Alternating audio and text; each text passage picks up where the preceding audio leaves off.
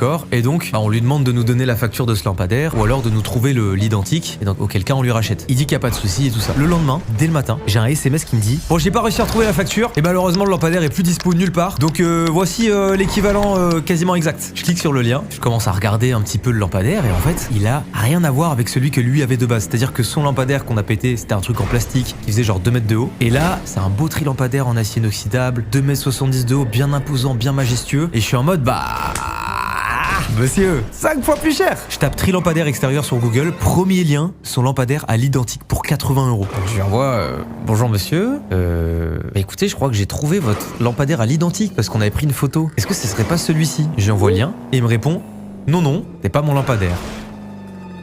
Pas de bol, on avait pris en photo le lampadaire, du coup on savait que c'était son lampadaire, et qui plus est, on savait bien aussi que son lampadaire faisait 2 mètres parce qu'on avait mis Thomas à côté pour je ne sais quelle raison, et il fait la même taille que le lampadaire. Donc arrête de me faire croire que ton lampadaire de 2,80 m c'est l'identique de...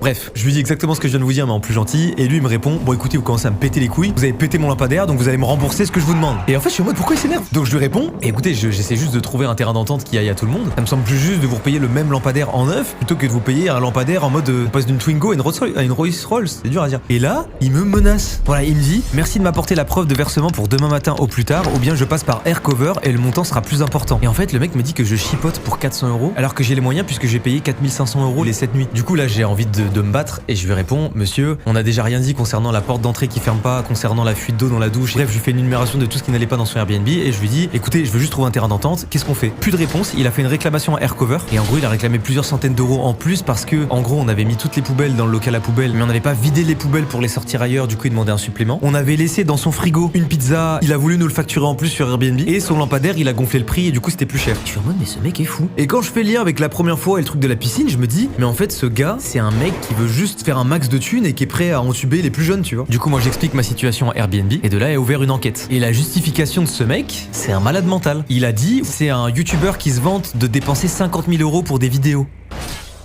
Oui, c'est le coût de production des vidéos, mais du coup ça veut dire que le gars est allé se renseigner sur ma chaîne YouTube pour voir que je dépensais parfois 50 000 € pour des vidéos ou plus, et il s'en sert comme argumentation pour justifier le fait que on s'en fout, 500 € paye. Et je trouve ça fou quoi, genre en mode sous prétexte que je dépense beaucoup d'argent et que j'ai beaucoup d'argent, du coup on me fait payer plus. Bah va te faire foutre. Voilà, c'était la petite anecdote, je tenais à vous en faire part parce que je trouve ça fou, il y a beaucoup d'arnaques de ce genre sur Airbnb, faites attention, c'est même pas considéré comme des arnaques mais c'est juste des mecs qui essaient de majorer à base de frais de fou. Et on n'est pas toujours méga bien défendu parce que bah malheureusement Airbnb n'est pas là sur place, il y a pas de preuves. Donc c'est parole contre parole quoi. Et ça fait chier.